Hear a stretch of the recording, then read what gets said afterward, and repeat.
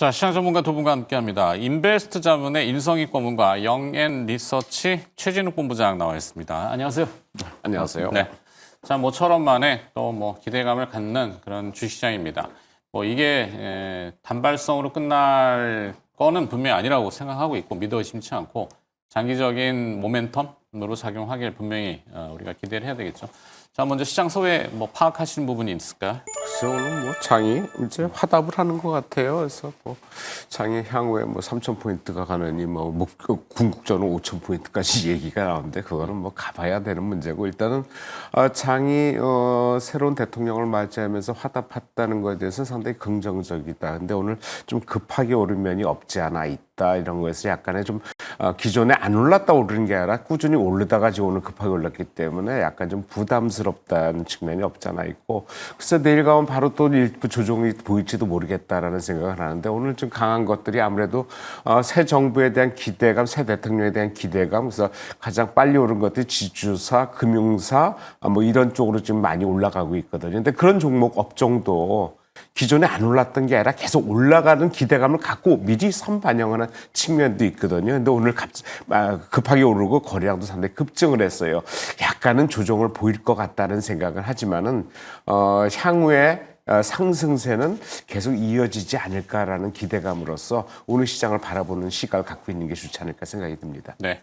자, 수급이 쏠린다 이렇게 얘기를 하겠죠. 어떤 정책과 그런 아젠다와 비전 제시, 영어를 자꾸 써서 그렇긴 합니다만 그렇게 나왔던 것이 명확하다 보니까 그쪽 섹터, 특히 이제 금융, 지주, 또 증권, 여기 이제 이런 쪽으로 쏠리다 보니까 다른 쪽이 빠지는 경향도 있어요. 네네. 고루고루 다 같이 오르면야 제일 좋지만 그렇지 않는 경우는 이제 바이오는 이슈가 좀 있었고, 자, 이런 거는 좀 어떻게 파악할까요? 일단 정책 효과는 아마 초반부터 좀 본격화가 계속 될 거라고 보고 있어요. 일단 지금 주식시장 같은 경우도 마찬가지지만 오늘 수급이 움직이는 것만 놓고 봐도 일단 이재명 대통령이 당선이 되고 나서 일단 어떻게 보면은 상법 개정안에 대한 이 부분의 좀 효과 그로 인해서 좀 자사주 쪽에 대한 부분들, 지주사에 대한 부분들의 좀 수급이 강화되고 있는 부분들, 그리고 지금 증권업 쪽에 대한 부분들의 수급이 계속해서 강화가 되고 있는 부분들 자체도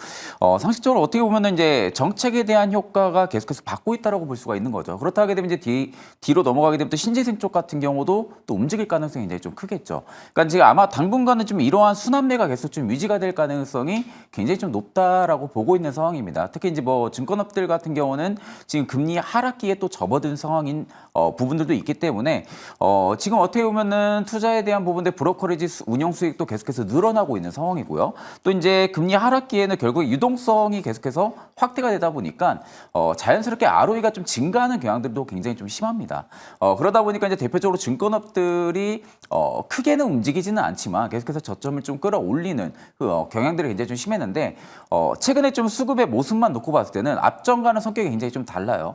앞전엔 좀 수급에 대한 부분들의 경향이 좀 빠르게 증가해주는 부분들보다 조금씩 천천히 저점을 올리는 흐름이었다고 하게 되면은 최근에 증권업들의 움직이는 흐름들만 놓고 봤을 때는 굉장히 빠르게 수급매가 좀 들어와주고 있는 상황이죠. 그러니까 수급 순환매가 계속해서 빠르게 들어와준다라는 것은 증권업 쪽에 대한 부분들의 투자를 관심이 없어하던 투자자분들 같은 경우도 조금씩 관심을 가지기 시작을 했다라는 겁니다. 그렇다고 하게 되면은 결국에는 제한적인 수급 내에서는 증권업 쪽에 대한 부분들의 어떻게 보면 관심도가 계속해서 증가를 하고 있는 그런 상황이다 보니까 저는 당분간은 아마 증권업종이 눌림이 혹여라도 나온다고 해도 계속해서 순환매가 발생하는 현상들이 나타날 거라고 보고 있는 상황입니다. 네. 자, 그러면 또 정해진 거는 증권주 이야기인데 일단 이거 갔다가 뒤에 제약바이오가 있는지 모르겠는데 이게 사실 궁금한 부분들이 또 있으실 건데 어쨌거나 증권업종부터 자본시장 개정, 상법 개정 여러 가지 표현이 있겠습니다만 요점은 아마 그거지 않나 싶어요. 은행들 같은 경우 지주사는 또 그렇고 하여튼 이익을 벌었으면은 그 이익의 원인이 기업이 잘해서 은행 금융사가 잘해서 번 거죠. 하지만 이제 시장과 사회가 만들어준 이익 부분에 대해서 적정한 환원이 이루어지지 않고 이익이 누수가 되는 거나 숨겨지거나 대주주의 일부분으로 편입이 돼서 그러니까 속된 말로 이렇게 잔치는 같이 해야 되는데 그들만의 잔치가 자꾸 되는 것들이 주식시장에서는 디스카운트 요인이었잖아요. 여러 가지 요인 중에 하나. 그러니까 그거를 이제 바로 잡고자 하는 공론이 활발해지는 거고 속도가 붙는 것 같은데 증권주가 여기에 어떤 영향을 받는 건지. 새 정부의 그 상법 개정안의 주요 골자는 그거 같아요. 일단 회사보다는 주주를 위한 정책이다라는 거에서 주주한테 뭔가 이익이 많이 뭐 회사에 뭐 대주주가 있겠지만은 그거보다는 이제 소액 주주나 일반 주주를 위해서 주주에 대한 환원 정책을 더 많이 하겠다. 그러면서 그 대표적으로 나온 것들이 이제 금융주 지주사 이런 쪽으로 좀 나온 건데 아무래도 기존의 그 상법 그 지주의 권리를 많이 이제 증가시켰다는 것은 아무래도 뭐 기존의 자사주를 이제 소각한다든지 뭐 그러니까 주주 가치 향상 그다음에 기존의 저 PBR이나 저 거주의 상승으로 이어져서 뭐 그런 쪽에 좀 회사를 좀 내실화시켜서 그걸 갖고 있는 주주들에게 좀 더 이익을 제공하겠다 이런 쪽에서 지금 반영이 되고 있기 때문에 아무래도 대표적으로 나온 것들이 지금 뭐 증권주 같은 경우는 최근에 올라간 게 아마 금리 인하 영향이 먼저 있었을 거예요. 그래서 금리 인하 영향 때문에 아무래도 유동성이 풍부해지고 그다음에 대통령이 바뀌면은 뭔가 정책을 피면서 상당히 좀 활성화시키지 않겠느냐. 그러니까 일반적으로 뭐 주식 투자를 많이 하는 일반 시민을 위해서 아무래도 뭔가 분위기를 잡기 위해서 많이 올리지 않겠느냐, 강화시키지 않겠느냐라는 쪽에서 상당히 기대감을 많이 한 거고 그게 여러 가지로 시기적으로 싹 맞아 떨어지면서 지금 상승이 강하게 올라가는 걸로 봐야 되는 상황이기 때문에 오늘 같은 경우는 뭐 많이 올라가다가 이제 조금씩 조정을 좀 보이는 전반에 너무 많이 급하게 올라가다 보니까 조정을 보이는 것 같은데 아무래도 이 상승세는 제가 보기에는 그냥 그칠 것 같지는 않다. 지금 많이 오른 건 맞아요. 거래량도 많이 들은 건 맞아야지만 여러 가지 상황들이 이쪽에 이렇게 지금 녹여들고 있고 그다음에 최근에 유동성이 상당히 풍부해지는 상황이다. 그리고 외국인들도 매도에서 매수 쪽으로 돌아서고 있다. 여러 가지 측면들이 상당히 여러 가지 상황들에서 우호적으로 작용하고 있다는 측면에서 증권주는 현재로서 계속 봐야 되는데 그럼 증권주를 계속 보는데 어느 증권주 보느냐 대장주를 보느냐 아니면 좀 더 저평가된 종목을 보냐 아니면은 증권주 말고 다른 금융주 뭐 지금 보험사들이 많이 올라갔는데 지주사를 낀 금융주를 보느냐 이런 식으로 지금 봐야 되는데 아무래도 크게 뭐 전체적으로 같이 움직이기 때문에 현재로서는 덜 올라간 쪽을 보는 것도 지금으로서는 좀 유리하지 않을까. 왜냐하면 대장주 역할이 이미 이제 웬만큼 했기 때문에 그 이후에 차선책으로 좀 덜 올라간 금융지주사 증권사를 끼고 있는 금융지주사도 제가 보기에는 충분히 눈높이에 맞춰서 올라가지 않을까라는 쪽에서 그쪽에서 한번 관심 있게 보는 것도 나쁘지 않겠다라는 생각입니다. 네. 과거에 보면은 정권이 바뀐다고 모든 게 다 바뀌지는 않아요. 그 뭐 우리 예전에 이제 뭐 인서입 고문도 그러시겠지만 어렸을 때는 공무원 해라, 막 어르신들이 아니면은 은행원을 해라. 그거 좀 지나니까 이제 기술을 배워라. 뭐 이렇게 패턴이 변하는데 공무원이나 은행원들은 철밥통이라고 하죠. 뭐 들으시는 분들은 기분 나쁘실 수 있지만 변하지 않는 정권이 바뀌어도 변하지 않고 이게 변하겠어? 저러다 또 말겠지 라고 하는 것은 주식 주가에는 오히려 짧은 단발성으로 끝나는데 이재명 대통령은 좀 다르다.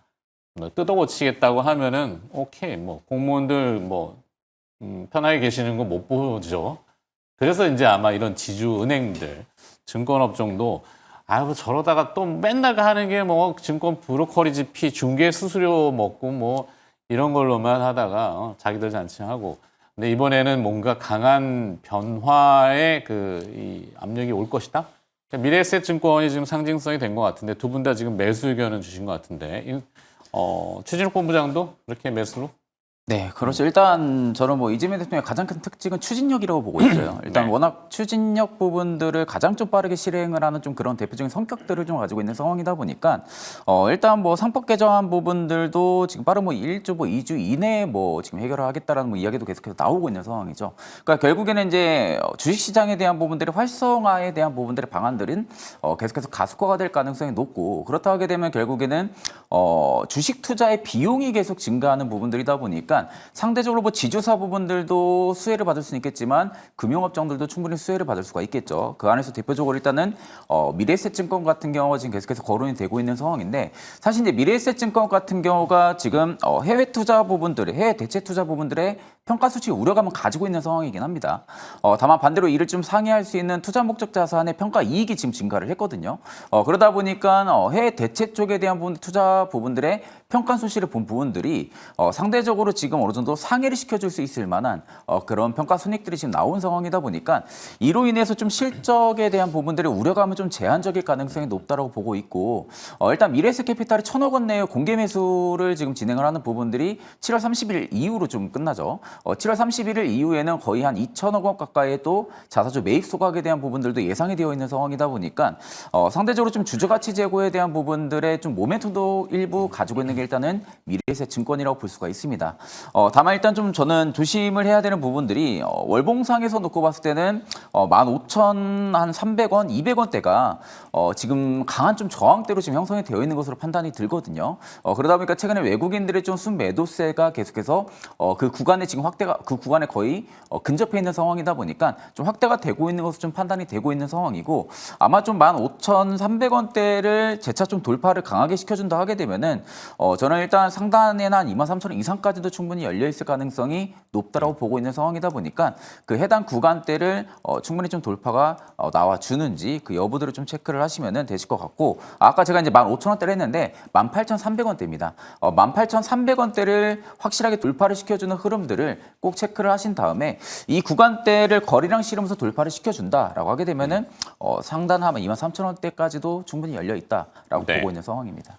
자, 증권주의 또 하나의 뭐 여러 가지 먹거리나 이 수익 창출원이 다양하지만 이제 단순 브로커리지 피에서 상품 개발들을 좀 하고 우리나라 금융업종의 제일 약한 부분이 이 스트럭처링, 그 상품을 만드는 거거든요. 근데 상품 구조 이게 잘 안 되니까 항상 해외 IB들이 만드는 거 뭐 카피해서 펀드 같은 것들 이런 것들만 좀 팔고 뭐 하는데 자, STO라고 하는 조각 투자와 그다음에 또 상품 개발 이런 우리의 매력도 금융업종의 매력도를 높여서 집 나간 서학개미 분들이 돌아와서 동학개미로 뭐 이재명 대통령도 얘기하시는 바 있지만 그런 것들이 증권 업종에 조금 더 확산되는 계기가 될 수 있을까요? 상당히 빨라질 것 같아요. 네. 예, 왜냐하면 그 STO에 대한 법안은 새 정부에서 상당히 적극적으로 추진하는 쪽으로 지금 보이고 있거든요. 그렇다면은 그때 관련해 갖고 파생 상품이 계속 만들어지고 거기에 따라서 일반 투자자들이 그쪽으로 들어온다 그러면은 글쎄요, 뭐 서학개미가 이쪽으로 다시 몰려온다라는 쪽에서까지는 못 보더라도 일반 투자자들 중에 좀 약간 뭐 보수적이었던 투자자들 또 아무래도 이쪽에 관심을 좀 갖고 들어오지 않을까 하고 일단 상품이 하나 만들어지기 시작하면 거기에서 증권사들이 상당히 빠르게 연계 상품들을 많이 만드는 상황이 있거든요. 그리고 증권사들의 최근 주식의 주 수익원이 주식보다는 뭐 채권 쪽이나 파생 상품 쪽으로 ETF 이런 쪽으로 좀 많이 번져 있기 때문에 그런 쪽의 그 상품들 그리고 과거에 고생했던 그 펀드 같은 것들 그런 것들이 계속 만들어진다면은 증권사의 수익원은 다양화될 수 있기 때문에 그런 쪽에서는 계속적으로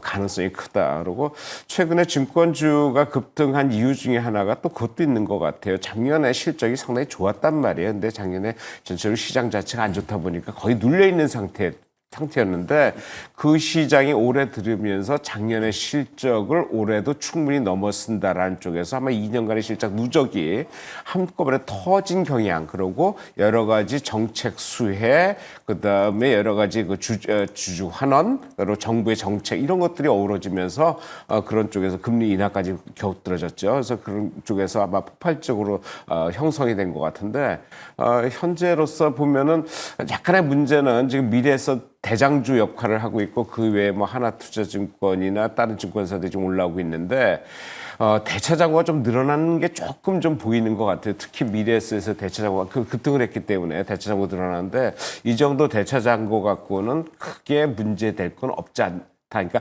단기 조정은 가능해도 중기적으로는 크게 문제되지 않지 않겠냐라는 생각에서 한번 계속적으로 올라가는 관심을 좀 보이는 게 맞지 않을까 생각이 들고, 그리고 오늘 거래량이 오전 중인데 한 600만 주, 네. 기존에 가장 거래 많이 됐다는 게 29일 날 1,300만 주가량 거래된 적이 있었어요. 근데 이 회사의 총 자산 상장 주식수가 5억 7천만 주거든요. 네네네. 그리고 대주주 지분 전체적으로 움직이지 않는 지분 빼면은 유동 거래량 한 20% 정도, 20% 30% 정도 된다고 봤을 때 현재 1,200만 주가 피크였다면은 그 이상 10배가 돼도 제가 보기에는 적당한, 그러니까 5배 이상 돼야 좀 피크를 찍지 않나를 봤을 때는 현재 거래량은 그렇게 우려할 수준은 아니다. 하지만 오늘 단기 거래량은 좀 치는 게 아닌가라는 쪽에서 약간의 단기 조정은 가능했지만 중장기 추세는 계속 이어갈 것 같다라는 생각입니다. 네. 자, 증권업종에 대한 얘기, 뭐 정책적으로 연관성을 지어서 한번 들여다봤고, 그 대표성으로 미래에셋증권 시세가 오늘 강하니까 두 분의 의견은 뭐 매수 이렇게 전략으로 넘어가도록 하겠습니다. 자, 두 번째 이슈 또 어떤 기업이 등장하고 있는지 김주정 아나운서 다시 연결해 보죠. 네, 오늘의 두 번째 키워드는 지주사에 초점 맞춰보도록 하겠습니다. 오늘 장 초반부터 지주사와 관련 종목들의 주가가 강하게 상승하고 있는데요. 장 초반부터 CJ, LS 같은 기업들에 대해서는 목표 주가 상향 소식이 들려오고 있기도 하고요. 오늘의 주인공인 한화 같은 경우에도 11% 넘게 강하게 상승하고 있습니다. 오늘 공식 출범하는 이재명 대통령, 정부의 정책 기대감이 그 핵심일 텐데요. 이재명 대통령 같은 경우에는 취임 전부터 취임 이후 2주에서 3주 내 상법 개정안 처리를 공언해 왔습니다. 결국 그 내용은 일반 주주에 대한 보호를 강화하고 이 지배 구조의 투명성을 확보하겠다라는 내용인데요. 그동안 코리아의 디스카운트 유엔으로 강력하게 자리매김해왔던 이 대주주 친화적인 요인에서 이제는 시장 친화적으로 바뀔 수 있다라는 기대감이 벌써부터 반영되고 있습니다. 그뿐만이 아니라 한화에 대해서는 기대감이 또 한 가지가 있는데요. 바로 지금 이미 PBR이 0.68배로 여전히 저평가다라고 평가받고 있고, 여기에 더해 트럼프 2기 행정부의 최대 수혜를 가져갈 수 있는 방산과 에너지, 이 조선의 계열사까지 함께 가져가고 있다는 건데요. 이 주요 계열사인 한화 에어로스페이스와 한화 오션, 한화 생명 등 자회사의 실적까지 함께 가져가면서 정책적인 기대감과 실적의 기대감 함께 가져갈 수 있다라고 시장은 평가하고 있습니다. 정말 상법 개정안이 본격적으로 처리될 경우 이 밸류업 시대 서막이 새롭게 열릴 수 있을까요? 오늘 상승하고 있는 한화를 집중적으로 다뤄보면서 앞으로 지주사에 대한 전망 지금 바로 함께 알아보시죠. 자, 지주사 중에 한화가 오늘 또 시세의 중심에 들어왔는 것 같은데 두 분의 전략 먼저 볼까요? 화면 하단으로. 인성익 고문은 한화에 대한 매매 전략으로 매수를 제시하셨고, 최진욱 본부장은 관망 지켜보자. 자, 관망부터 가보죠. 저는 일단 뭐 관망을 일단 드렸던 부분들은 사실 뭐 하나 지금 굉장히 좀 기초 체력도 좋은 기업이거든요. 사실 뭐 지금 상장사 이제 대거 지금 문어발로 지금 상장이 되어 있는 기업들 자체도 미국 좀 트럼프 정부 쪽에 좀 수혜가 충분히 될 수 있을 만한 뭐 하나오션도 있고요, 하나 에어로스페이스도 있고 워낙 좀 미래 성장에 대한 산업군들을 대부분 다 지금 수혜를 받을 수 있는 또 하나 그룹주이기도 하죠. 이제 어떻게 보면은 기초 체력 좀 탄탄하다라는 부분들, 그리고 향후에 성장이 될 수 있을 만한 모멘텀들도 굉장히 좀 많은 부여를 좀 가지고 있다라는 부분들, 그리고 좀 PBR 기준으로 봤을 때도 한 0.67배 정도밖에 되지가 않는 부분들이다 보니까 사실 뭐 저평가에 대한 부분들의 매력도도 일단 올라가 줄 수는 있다라고 보고 있는 상황인데, 저는 일단은 관망을 좀 말씀을 드린 부분들은 앞전 전고 라인, 이제 월봉상에서도 전고 라인까지 거의 근처에 도달을 해준 상황이거든요. 근데 이제 근처에 도달을 해준 상황인데 거래량은 월봉 기준으로 봤을 때 계속 줄고 있는 현상들이 좀 나오고 있더라고요. 그렇다 하게 되면 일부 기대감, 이제 상승에 대한 기대감은 충분히 살아있긴 하겠지만 단기 조정이 일단은 저는 나올 가능성이 좀 높다라고 보고 있습니다.